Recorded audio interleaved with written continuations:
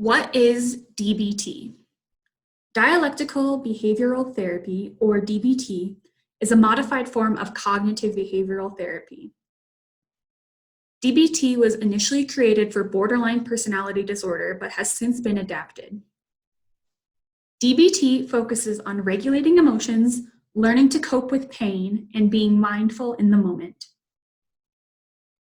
It is generally accepted that there are 3 treatment options for adolescents with bipolar disorder: therapy alone, medication alone, and combination therapy and medication. DBT has produced a decrease in suicidal ideation, with a decrease of about 80% reported, with non-suicidal self-harm also showing a decrease.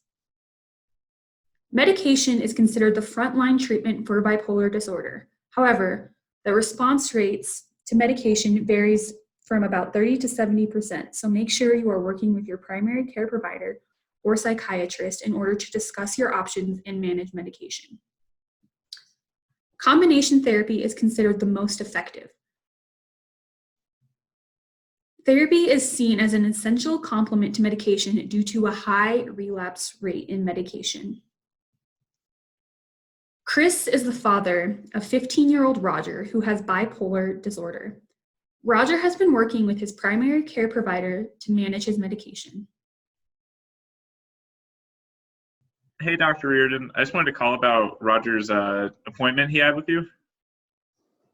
Yeah, it went really well. It sounds like the medication that we have him on has really helped even out his mood. So I think that we're on a really good track with him.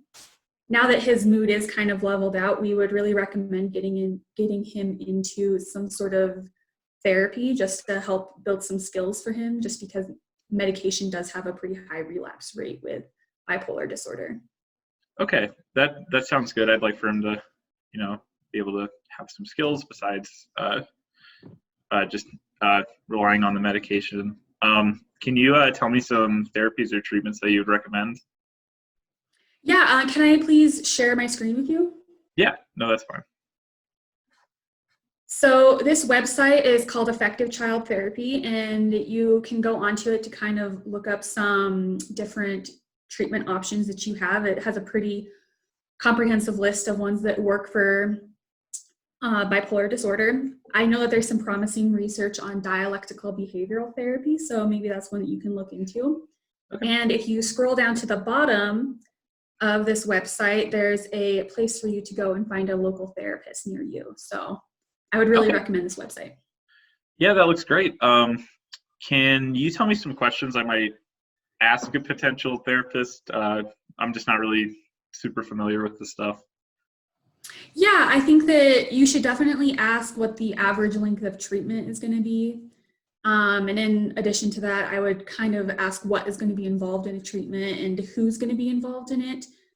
And then maybe just ask what kind of success rates you can expect. Okay, yeah, that sounds great. So I'll go to this website and I'll find a therapist and ask some questions about dialectical behavioral therapy. So thank you so much for your help. Yeah, perfect. Let me know if you have any more questions for me. Okay, will do.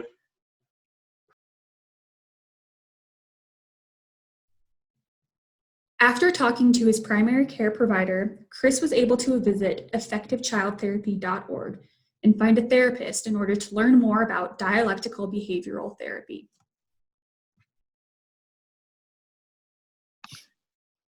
Hi, Dr. Abu Ramadan. I got your contact info from effectivechildtherapies.org, and I just wanted to ask a few questions to you about my son. He has bipolar disorder, and he's on medication for it, but my primary care physician suggested that I seek some sort of therapy out to kind of augment the medication that he's taking, give him some skills to build. And she recommended dialectical behavioral therapy. Is that something you guys do at your clinic? Yeah, that's a great question, Chris. So we do have dialectical behavioral therapy at our clinic. So that is something that we could offer. Okay. Is it evidence-based? So right now, dialectical behavioral therapy for pediatric bipolar disorder is considered to be promising. Since it's still in the research phase, we're still collecting some data to determine whether it's evidence-based or not. However, we do know that dialectical behavioral therapy, or DBT, has been evidence-based for other disorders. Okay. And do we know what the success rates are for this disorder? So again, since we're still trying to conduct some research, we don't have specific success rates, but we do have promising evidence that it is effective for reducing some of the more challenging symptoms of pediatric bipolar disorder. Okay, great. How long does the treatment last? So on average, we like to give the number 24 weeks. However, depending on many factors that we'll talk a little bit about today, treatment can go a little bit above or below the 24 weeks. Okay. And what sort of things are going to be involved in that treatment? Good question. So DBT, again, dialectical behavioral therapy for the pediatric bipolar disorder in our clinic consists of 4 phases, which are preceded by a pre-treatment stage. So the 24 weeks will cover these 4 different stages that we'll talk about a little bit more should you decide to start therapy with us. However, the pre-treatment stage focuses on increasing motivation for treatment and making sure that you and your son, Roger, are both motivated and engaged in treatment. Okay. Yeah. Yeah, that sounds promising. I'm still kind of wondering what sorts of skills are built, because I know those are going to kind of be the lasting effects. So, like, what sort of skills do you actually work on during treatment? That's a great question. So we focus on a few different skills through DBT. One of the main ones is emotion regulation, and that's just us trying to give Roger different skills so he can regulate his emotions for different experiences that he might face throughout his daily life. Yeah, I think that's something that we're struggling with a bit on a day-to-day basis now. So I think that, yeah, having some skills for him to learn to kind of regulate his own emotions would really be helpful for us. Yeah, and that's a big goal of DBT. Another one is interpersonal effectiveness. So what that refers to is giving Roger skills to more effectively communicate with individuals, whether it's his peers or parents, teachers, anything like that. So that's another treatment goal of DBT. Yeah, that would also be really helpful for us. I know we've had some pretty ugly fights in the past, so not entirely his fault always, but it would be nice for us to kind of learn how to do that better.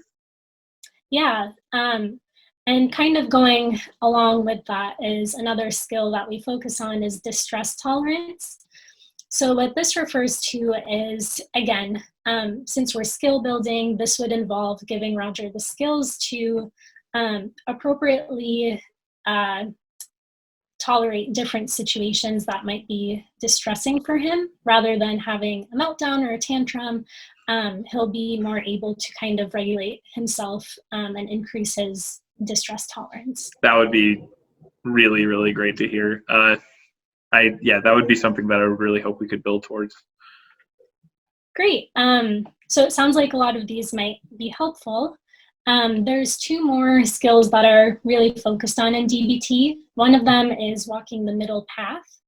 So what this involves is creating some middle ground between you and Roger to ensure that you guys are kind of on the same page and approaching things in a similar way. Okay. Yeah, that sounds like that'd be good too. Yeah. And then one other skill that's focused on is core mindfulness. And this is something that we do on a weekly basis during DBT.